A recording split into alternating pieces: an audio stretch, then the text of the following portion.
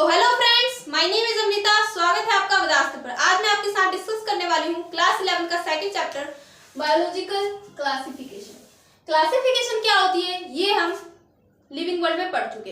इस चैप्टर के अंदर हम पढ़ेंगे कि कैसे क्लासिफिकेशन होनी स्टार्ट हुई और कैसे पिक्चर में आया किंगडम सिस्टम। तो क्लासिफिकेशन क्या होती है कि किसी भी ऑर्गेनिज्म को जब हम ग्रुप में बांट देते हैं तो ताकि हमें उसे पढ़ने और समझने में आसानी हो, तो उस प्रोसेस को हम क्लासिफिकेशन कहते हैं। तो ऐसा नहीं है कि पहले क्लासिफिकेशन नहीं होता था, अभी से ही क्लासिफिकेशन होनी स्टार्ट हुई है, ऐसा नहीं है। पहले भी क्लासिफिकेशन होते थे, लेकिन जो अर्लीस्ट क्लासिफिकेशन थे, जो पहले के क्लासिफिकेशन थे, वो यूज ऑफ ऑर्गेनिज्म के बेसिस पर थे कि हम जो ऑर्गेनिज्म वो हमारे किस काम आ रहे हैं। अर्लीस्ट क्लासिफिकेशन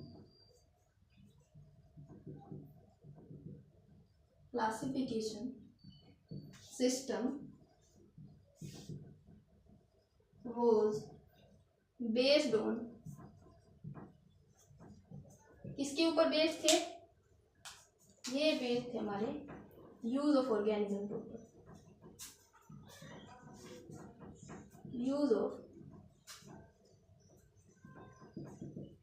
ऑर्गेनिज्म, लोग पहले क्लासिफिकेशन करते थे यूज ऑफ ऑर्गेनिज्म के बेसिस पर कि ऑर्गेनिज्म से उनको क्या फायदा हो रहा है।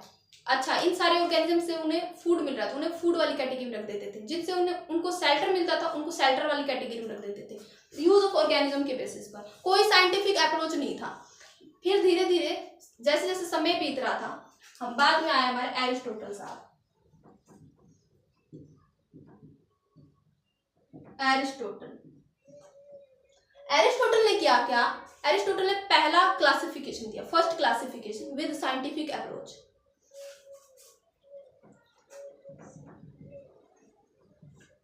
साइंटिफिक अप्रोच,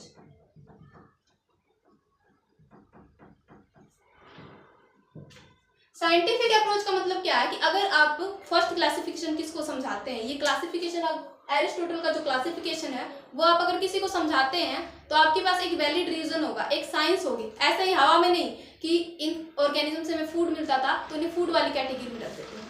तो इन्होंने क्या किया? इन्होंने अर्थ पर जितने भी लिविंग ऑर्गेनिज्म थे,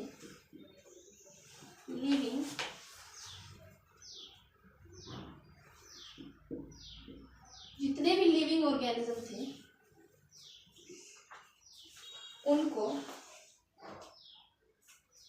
एक बार मैं इरेज कर रही हूं,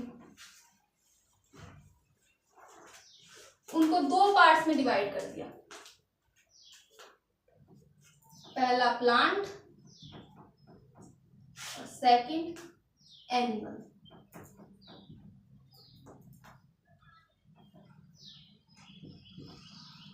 जितने भी लिविंग ऑर्गेनिज्म थे उनको दो कैटेगरी में डिवाइड कर दिया, प्लांट और एनिमल। ठीक है, उसके बाद उन्होंने प्लांट को फर्दर 3 पार्ट्स में डिवाइड किया, हर्ब, शर्ब और ट्री।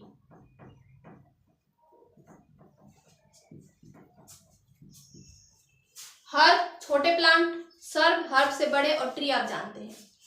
तो हर्ब जो प्लांट होते हैं उनकी जो स्टेम होती है, स्टेम वो काफी ज्यादा सॉफ्ट होती है, सॉफ्ट स्टेम होती है और यूजुअली ग्रीन कलर की होती है, सॉफ्ट और ग्रीन। जो हर्ब होते हैं ये थोड़े वुडी होते हैं, लकड़ीदार।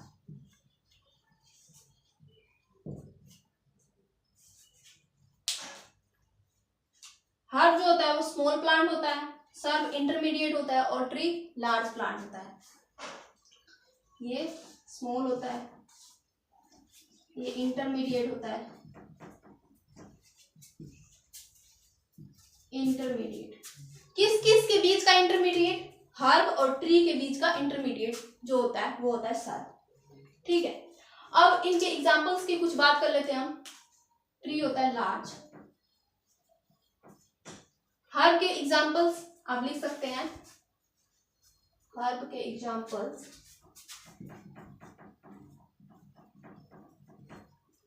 wheat, rice, मेज, कैरेट, रेडिस, सारे के सारे हर्ब हैं। उसके बाद सर्ब, सर्ब के एग्जाम्पल हो जाएंगे हमारे रोज, तुलसी और चाइना रोज, लेमन, ये सारे के सारे शर्ब हैं। और ट्री आप जानते हैं, जैसे आप लिख सकते हैं जैसे बनियान ट्री, नीम ट्री, मैंगो ट्री, ये सारे के सारे ट्रीज हैं। ठीक है, उन्होंने हर शर्ब और ट्री को प्लांट को 3 पार्ट्स में डिवाइड किया, हर्ब, शर्ब और ट्री। हम इन्हें देखकर बता सकते हैं कि ये कौन सा हर्ब है, कौन शर्ब है और कौन ट्री है। तो जिन्हें हम देखकर बता सकते हैं उसके लिए क्या टर्म यूज होती है, रिप्रोडक्टिव कैरेक्टर या मोर्फोलॉजिकल कैरेक्टर? शाबाश, मोर्फोलॉजिकल कैरेक्टर। तो इसके लिए हम मोर्फोलॉजिकल कैरेक्टर यूज करते हैं, क्योंकि हम इन्हें देखकर बता सकते हैं कि कौन सा हर्ब है, कौन सा शर्ब है और कौन सा ट्री है।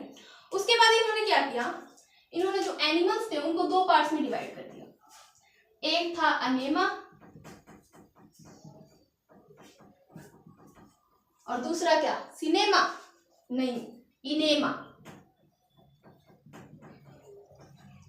अनेमा और इनेमा के अंदर इनको डिवाइड कर दिया। इनेमा कौन से एनिमल्स होते थे, जिनके जो ब्लड का रंग है वो लाल है, और जिनके ब्लड का रंग लाल नहीं है वो अनेमा, यानी कि जिनके अंदर आरबीसी प्रेजेंट है, RBC present,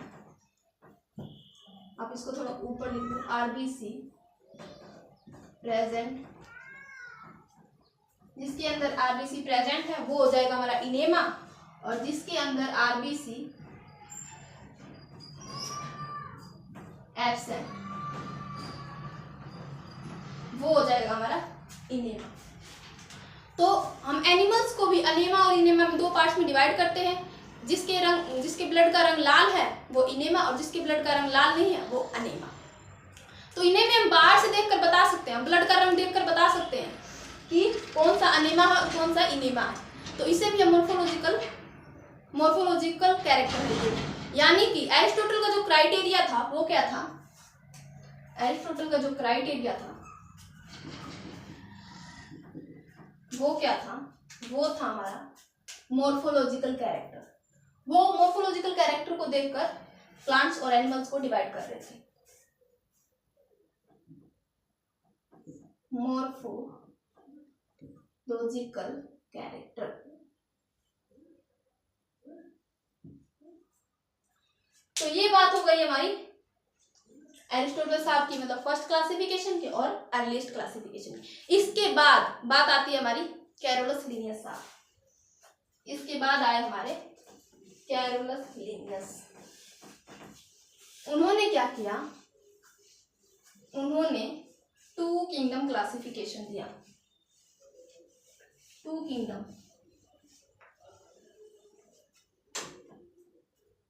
Carolus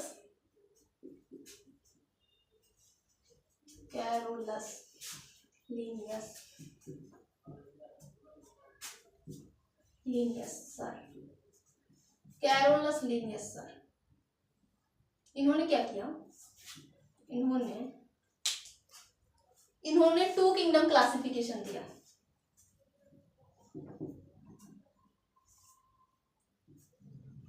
kingdom classification, 2 kingdom classification. Linnaeus साहब का क्राइटेरिया क्या था, इनका जो क्राइटेरिया था वो था प्रेजेंस और absence of cell wall.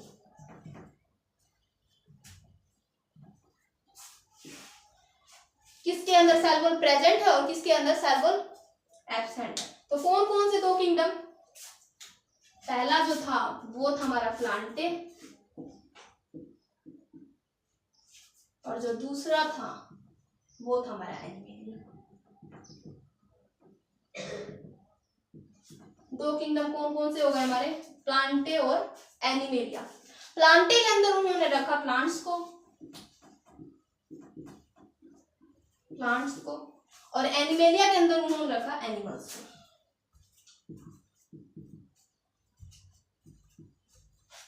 Plant के अंदर सेल वॉल प्रेजेंट होती है, सेल वॉल आर प्रेजेंट, और एनिमल्स के अंदर सेल वॉल एब्सेंट होती है, सेल वॉल एब्सेंट।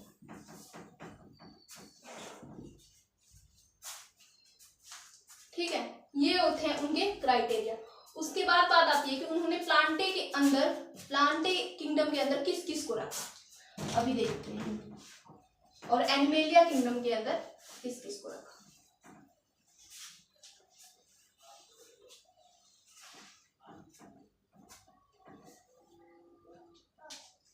तो एक था हमारा प्लांटे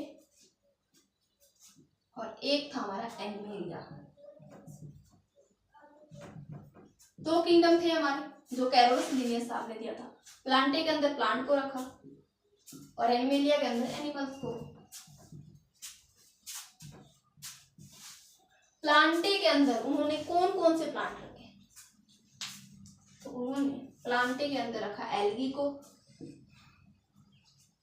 ब्रायोफाइट को, टेरिडोफाइट को,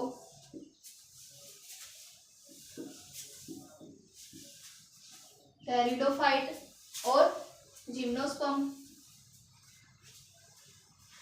जिम्नोस्पर्म और एंजियोस्पर्म,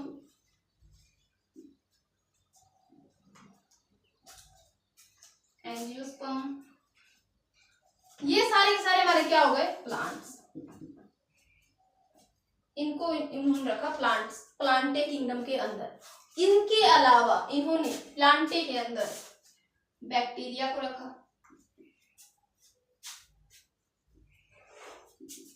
और फंगस को रखा। फंगस, बैक्टीरिया और फंगस को प्लांटे के अंदर क्यों रखा, क्योंकि इनके अंदर भी, बैक्टीरिया के अंदर और फंगस के अंदर भी सेल वॉल प्रेजेंट होती है। अब देखते हैं कि एनिमेलिया किंगडम के अंदर उन्होंने किस किस को रखा। एनिमेलिया किंगडम के अंदर रखा उन्होंने वर्टिब्रेट्स,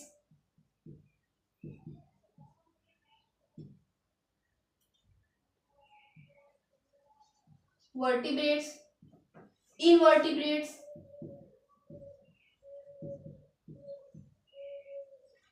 इनवर्टिब्रेट्स और प्रोटोजोआ।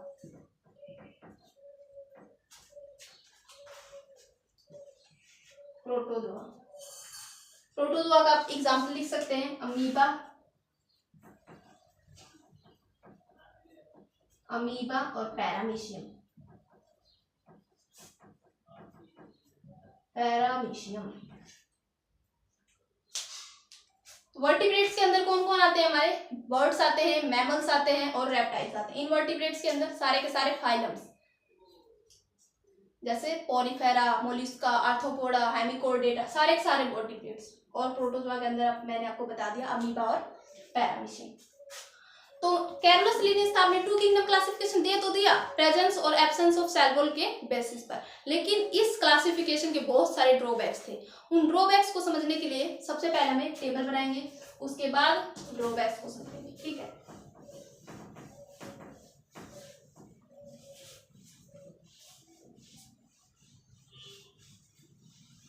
तो हम बना लेते हैं टेबल। कौन सा किंगडम था पहला, प्लांटे, प्लांटे किंगडम। प्लांटे के अंदर कौन कौन आते थे, प्लांट्स आते थे सारे, जैसे algae, algae, bryophyte, pteridophyte,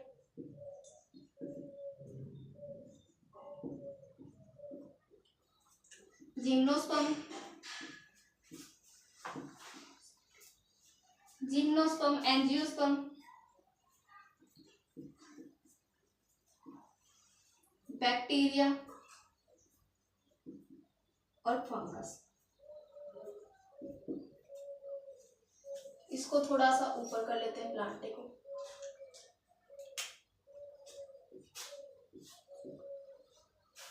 Plantae. यहाँ पर आएंगे हमारे यहाँ पर आएंगे हमारे कैरेक्टर। प्लांटे के अंदर कौन है? सारे के सारे प्लांट।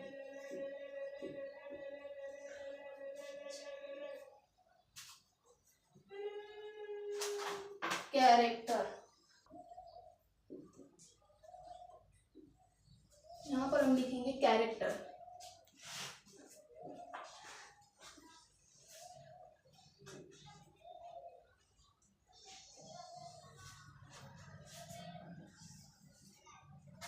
यूनिसेलुलर,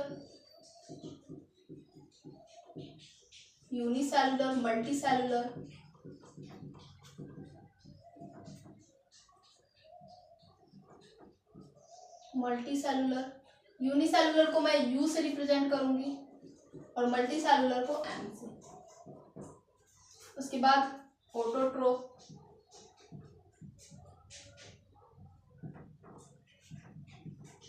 और हेट्रोट्रोफ।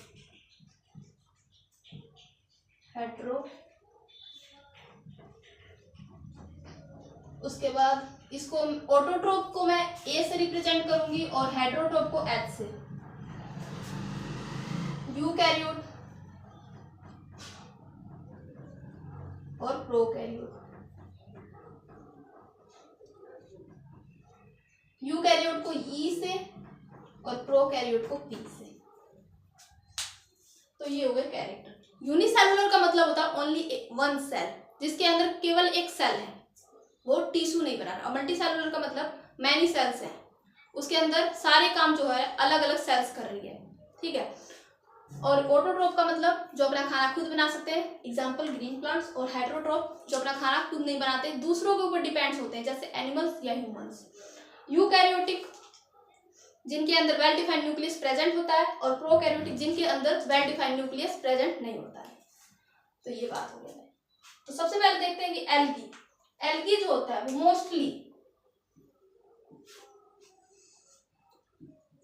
मोस्टली मल्टीसेलुलर होता है, बट क्लोरेला एंड क्लैमाइडोमोनास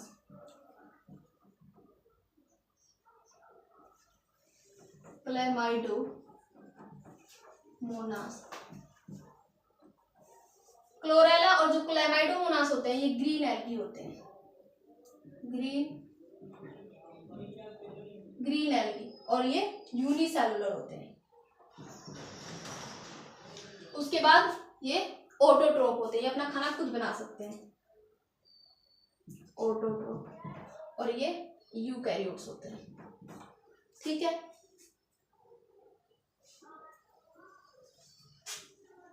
ये हो गई हमारी एल्गी की बात। अब बात करते हैं ब्रायोफाइट। ब्रायोफाइट जो होता है वो मल्टीसेलुलर होता है,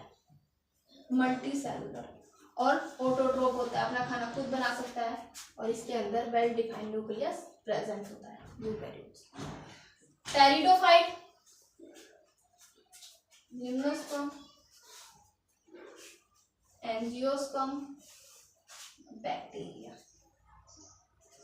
टेरिडोफाइट मल्टीसेलुलर होता है, ऑटोट्रोफ होता है, अपना खाना खुद बना सकता है, और यूकैरियोट्स होता है। जिम्नोस्पर्म भी मल्टीसेलुलर होता है, ऑटोट्रोफ होता है, और यूकैरियोट्स होता है।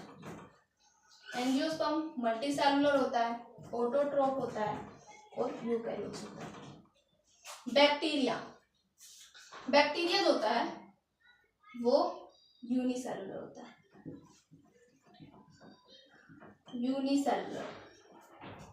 और मोस्टली हेट्रोट्रोफ होते हैं, और कुछ ऑटोट्रोफ्स होते हैं, और ये प्रोकैरियोटिक होते हैं। उसके बाद बात आती है हमारी फंगस की।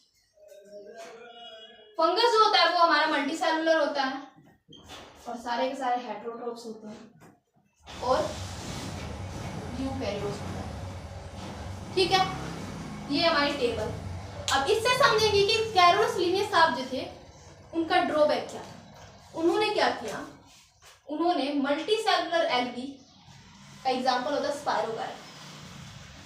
मल्टीसेलुलर एल्गी और ग्रीन एल्गी, क्लोरेला और क्लैमाइडोमोनास को जो कि यूनिसेलुलर थे, उनको एक ही किंगडम में ऑटोट्रोफ, उन्होंने क्या किया, एल्गी मोस्ट जो मल्टी सेलुलर होते हैं और क्लोरेला और क्लैमाइडोमोनास यूनिसेलुलर एल्गी होते हैं, इन दोनों को एक साथ एक ही जगह पर एक ही किंगडम प्लांटे के अंदर रख दिया, जो कि गलत था। इनका पहला ड्रॉबैक। उसके बाद इन्होंने क्या किया, इन्होंने multi cellular organism, autotroph organism, जैसे ये सारे के सारे प्लांट्स हो गए, और हेट्रोट्रोफ ऑर्गेनिज्म फंगस, इनको भी एक साथ प्लांटे के अंदर रख दिया, सेकंड ड्रॉबैक। उसके बाद सारे के सारे प्लांट्स और फंगस, ये सारे यूकैरियोट्स होते हैं, लेकिन जो बैक्टीरिया होता है हमारा वो प्रोकैरियोट्स होता है, उनको भी उन्होंने प्लांटे के अंदर एक साथ रख दिया, थर्ड ड्रॉबैक्स। ये थे इनके ड्रॉबैक्स। अब इनके ड्रॉबैक्स को हम डेफिनेशन की फॉर्म में लिखेंगे।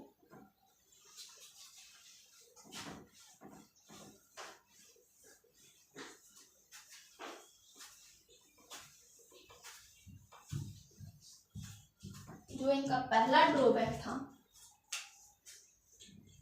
ड्रॉबैक लिखिए,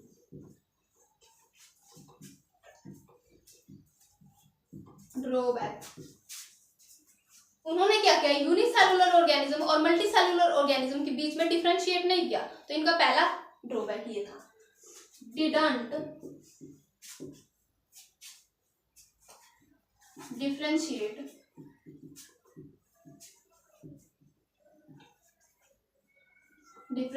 बिटवीन यूनिसेलुलर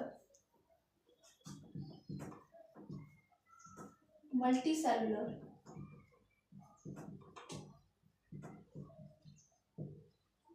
सेलुलर और unicellular organism.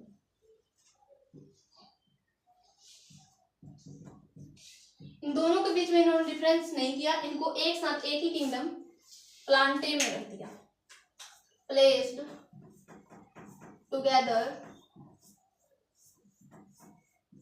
In same kingdom कौन सा, Plantae.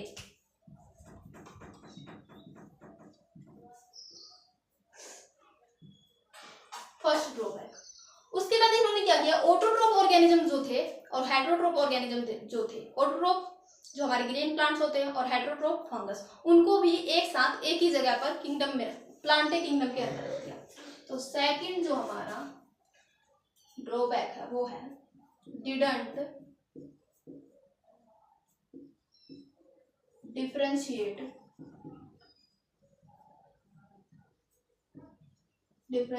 Between autotrophs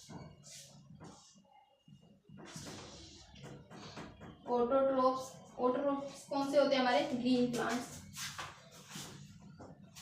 green plants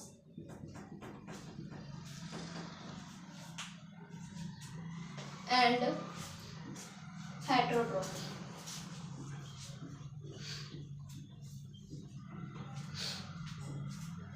हेट्रोट्रोफ जो होते हैं हमारे फंगस होते हैं।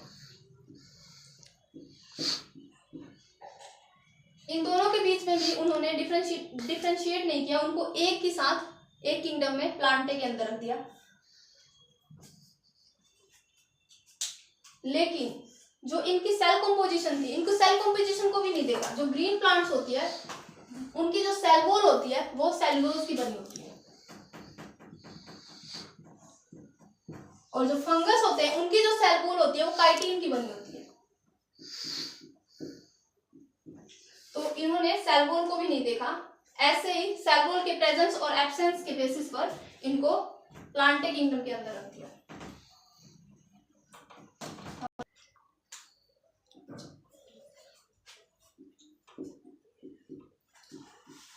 Although they differ in cell composition,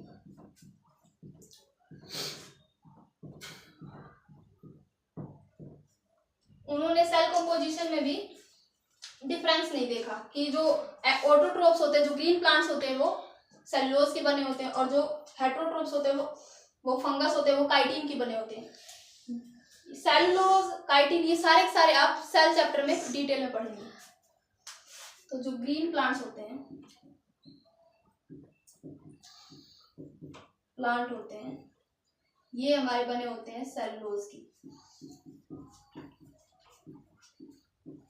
और जो फंगस होते हैं हेटेरोट्रोफ्स,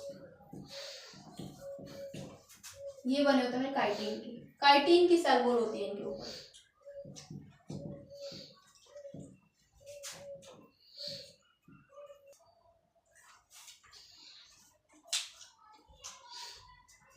तो ये था हमारा सेकंड ड्रॉबैक।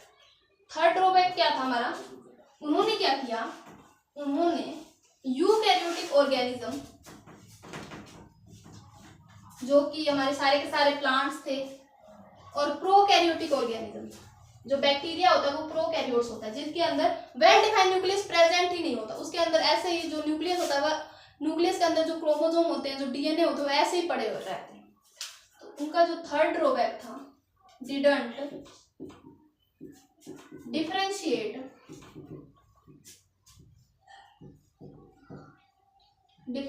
बिटवीन यूकैरियोट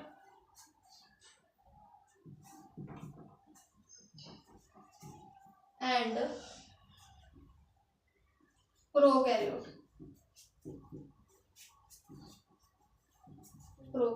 उन्होंने यूकैरियोटिक ऑर्गेनिज्म और प्रोकैरियोटिक ऑर्गेनिज्म के बीच में भी डिफरेंशिएट नहीं किया, उनको एक साथ किंगडम प्लांटे में रख दिया।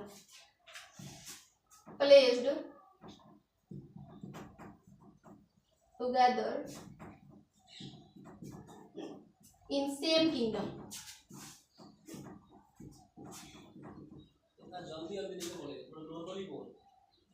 Same kingdom Plantae.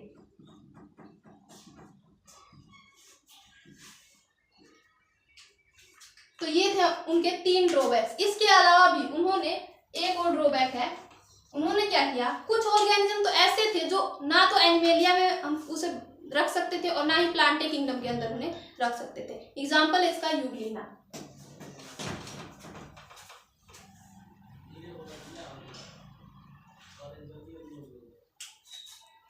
जो फोर्थ इनका जो ड्रॉबैक था वो था सम ऑर्गेनिज्म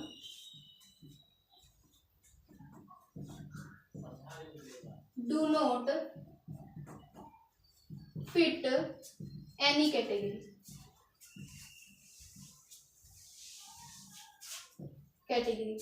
कुछ ऑर्गेनिज्म तो ऐसे थे जो किसी भी कैटेगरी में फिट नहीं बैठ रहे थे, ना तो उनको हम प्लांटे के अंदर रख सकते थे और ना ही एनिमेलिया के अंदर। इसका एग्जांपल है Euglena.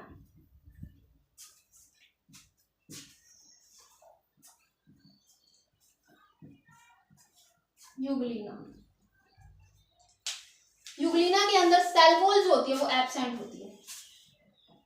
Cell wall absent. Cell wall absent है तो किसका कैरेक्टर हुआ, एनिमल का, क्योंकि एनिमल्स के अंदर सेल वॉल नहीं होती। लेकिन जो यूग्लिना है ये फोटोसिंथेसिस कर सकता है। फोटोसिंथेसिस।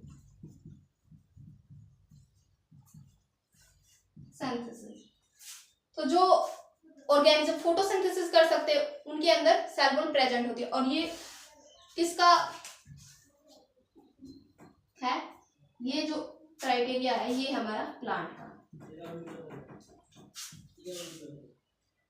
तो इसके अंदर एनिमल्स के भी कैरेक्टर मौजूद थे और प्लांट्स के भी कैरेक्टर मौजूद थे। मतलब इनको हम किसके अंदर रखे, प्लांटे के अंदर रखे या एनिमेलिया के अंदर रखे, समझ में नहीं आ रहा था। तो इसीलिए जो 2 किंगडम क्लासिफिकेशन था वो सफिशिएंट नहीं था, वो सही नहीं था, उसके बहुत सारे ड्रॉबैक्स थे। तो आप नोट डालकर एक बात लिख सकते हैं,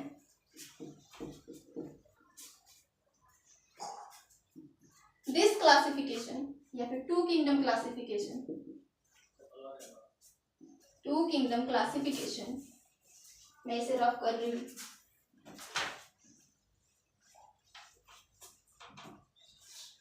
to kingdom classification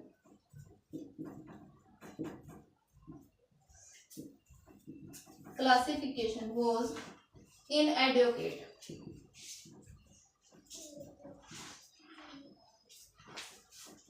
inadequate. Inadequate का मतलब क्या है? Not sufficient, not sufficient, not sufficient, सही नहीं था, इसके बहुत सारे ड्रॉबैक्स थे। तो ये थी हमारी टू किंगडम क्लासिफिकेशन जो कि कैरोलस लिनियस साहब ने दिया था सेल के प्रेजेंस और एब्सेंस की बेसिस पर। उन्होंने यहाँ ये भी नहीं बताया कि सेल वॉल का कंपोजिशन क्या है। जो ऑर्गेनिज्म के अंदर जो सेल वॉल है वो काइटिन की बनी है या फिर सेलुलोज की बनी है। तो धीरे धीरे लोगों को रियलाइज होने लगा कि ये दिक्कतें क्यों आ रही है, क्योंकि हम केवल सेल वॉल के ऊपर पड़े हुए हैं। अगर हम और भी ज्यादा क्राइटेरिया बढ़ाएं, हम ऑर्गेनिज्म के अंदर मोड ऑफ न्यूट्रिशन को देखें कि जो ऑर्गेनिज्म है वो हेटेरोट्रोफ है या ऑटोट्रोफ है, ठीक है, तो और भी ज्यादा हमें कैटेगरी मिल जाएगी, और भी ज्यादा ऑर्गेनिज्म जो है वो अलग हो जाएंगे। उसके बाद हम क्यों ना हम इनके अंदर मोड ऑफ रिप्रोडक्शन को देखें कि कौन सा ऑर्गेनिज्म एसेक्सुअली रिप्रोड्यूस कर रहा है और कौन सा सेक्सुअली रिप्रोड्यूस कर रहा है, तो हमें और भी ज्यादा कैटेगरी मिल जाएगी। उसके बाद हमें इसके अंदर सेल स्ट्रक्चर को भी देखना चाहिए कि कौन यूनिसेलुलर है और कौन मल्टीसेलुलर है। उसके बाद हमें इसके अंदर फाइलोजेनी को भी चेक करनी चाहिए कि किस ऑर्गेनिज्म का एंसेस्टर जो है वो कौन है। हमें हैबिटेट को भी चेक करना चाहिए कि ये रहते कहाँ पर, ये जो ऑर्गेनिज्म है ये रहते कहाँ पर है। तो जो लोग थे उनको रियलाइज होने लगा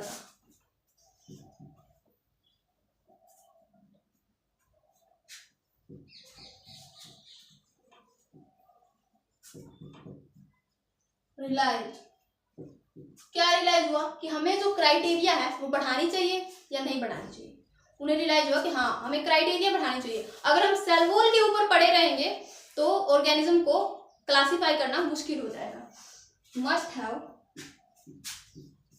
मोर क्राइटेरिया, मोर क्राइटेरिया। हमें ऑर्गेनिज्म के अंदर उसके हैबिटेट को देखना चाहिए कि वो ऑर्गेनिज्म मिलता कहाँ पर है, वो रहते कहाँ पर है। उसके बाद हमें उसके अंदर रिप्रोडक्शन देखना चाहिए कि वो सेक्सुअली रिप्रोड्यूस कर रहा है या एसेक्सुअली रिप्रोड्यूस कर रहा है, सेक्सुअल या एसेक्सुअल। उसके बाद हमें इसके अंदर मोड ऑफ न्यूट्रिशन को भी देखना चाहिए। मोड ऑफ न्यूट्रिशन मतलब कि उसके अंदर ऑटोट्रोफ ऑर्गेनिज्म है वो या फिर हेटेरोट्रोफ है। वो अपना खाना खुद बना सकता है या फिर वो दूसरे के ऊपर डिपेंड है।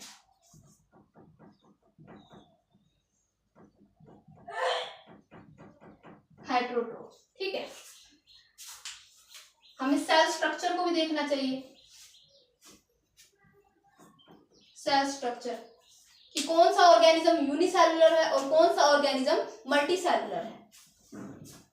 यूनिसेलुलर और मल्टीसेलुलर।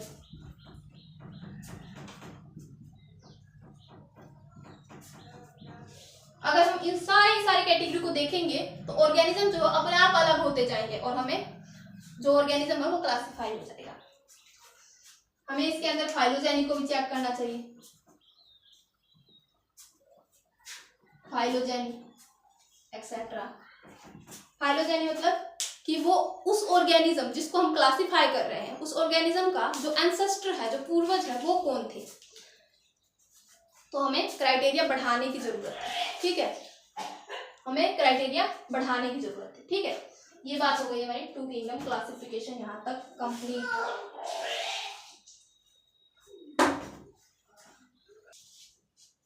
यहाँ तक हमारी टू किंगडम क्लासिफिकेशन जो है वो कंप्लीट है। अब हम देखते हैं three kingdom classification. Three kingdom classification, three kingdom classification ये दिया किसने था? थ्री किंगडम क्लासिफिकेशन को लेकर पहली बार आए थे हमारे हैकल साहब।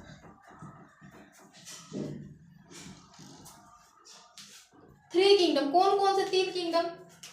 एक था हमारा प्लांटे और दूसरा एनिमेलिया।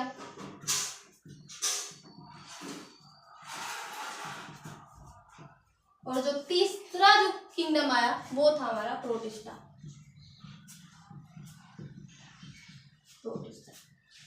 प्रोटिस्टा जो मेनली बनाया गया था यूनिसेलुलर यूकैरियोट्स के लिए। यूनिसेलुलर यूकैरियोट,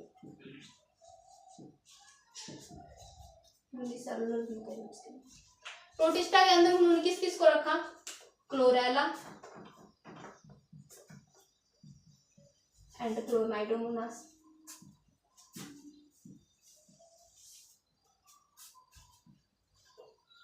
क्लोरेला क्लेमाइडोमोनास को रखा। उसके बाद प्रोटोजोआ को रखा। प्रोटोजोआ का एग्जाम्पल अमीबा और पैरामीशिया।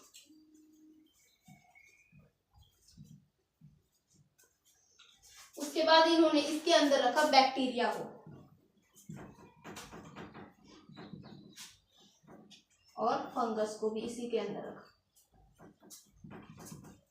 तो ये थी थ्री किंगडम क्लासिफिकेशन। ये मेनली बनाया गया था यूनिसेलुलर यूकैरियोट्स के लिए। तो इसके भी तो ड्रॉबैक्स हैं। ये यूनिसेलुलर यूकैरियोट्स के लिए प्रोटिस्टा बनाया गया था, लेकिन इसके अंदर इन्होंने बैक्टीरिया को रख दिया जो कि प्रोकैरियोटिक होता है, और फंगस जो होता है वो यूकैरियोट्स की जगह वो जो इसके अंदर जो न्यूट्रिशन होता है वो हेटेरोट्रोप्स होता है। तो ये हमारी थर्ड क्लासिफिकेशन। अब बात करते हैं हम फोर्थ क्लासिफिकेशन की।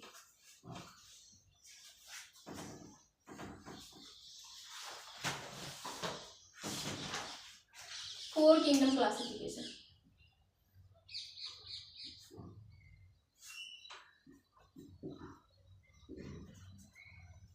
Four kingdom classification.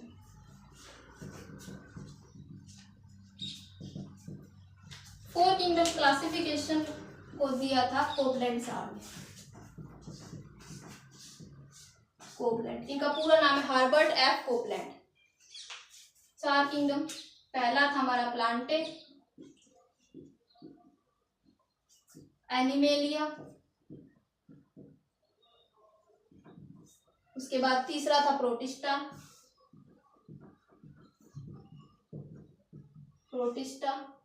और जो चौथा हमारा किंगडम था वो था मोनेरा।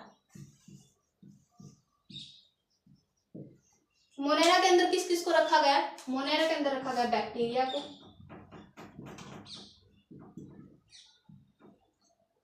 और ब्लू ग्रीन एल्गी को,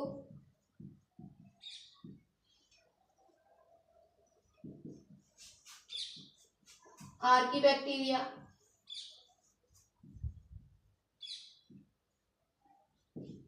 और माइकोप्लाज्मा को।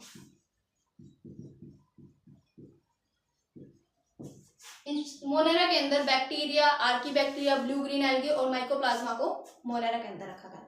आपने एक बात नोटिस की कि जैसे जैसे किंगडम बढ़ रहे थे, पहले 2 किंगडम था, फिर 3 किंगडम, फिर 4 किंगडम, तो जैसे जैसे किंगडम बढ़ रहे थे तो उनके किंगडम जो थे वो तो कांस्टेंट रहे। जैसे 2 किंगडम में प्लांटे और एनिमेलिया था, 3 किंगडम में भी प्लांटे और एनिमेलिया था, 4 किंगडम में भी प्लांटे और एनिमेलिया था। जो किंगडम थे वो तो कांस्टेंट रहे, लेकिन जो इनके ऑर्गेनिज्म थे वो शिफ्ट हो रहे थे। जैसे 2 किंगडम के अकॉर्डिंग जो बैक्टीरिया था वो प्लांटे के अंदर था, लेकिन 2 किंगडम के अकॉर्डिंग वो प्रोटिस्टा के अंदर था, 3 किंगडम के अकॉर्डिंग वो प्रोटिस्टा के अंदर था, और 4 किंगडम के अकॉर्डिंग वो मोनेरा के अंदर था। इसी तरह से जो प्रोटोजोआ है वो 2 किंगडम के अकॉर्डिंग एनिमेलिया में था, 3 किंगडम के अकॉर्डिंग प्रोटिस्टा में था। तो जो किंगडम थे वो कांस्टेंट रहे, लेकिन उनके अंदर जो ऑर्गेनिज्म थे वो शिफ्ट हो रहे थे। इट मीन्स, नोट डालकर लिखिए, it means both Plante and Animalia kingdom, जो प्लांटे और एनिमेलिया किंगडम थे वो सारे के सारे किंगडम में थे। In every kingdom it means both plant and Animalia are constant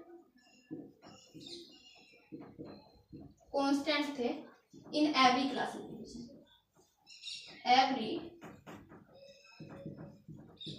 classification. सारे के सारे क्लासिफिकेशन में वो कांस्टेंट रहे, बट उनके अंदर जो ऑर्गेनिज्म थे वो शिफ्ट हो रहे थे, एक किंगडम से दूसरे किंगडम में, दूसरे किंगडम से तीसरे किंगडम में, बट ऑर्गेनिज्म वर शिफ्टिंग।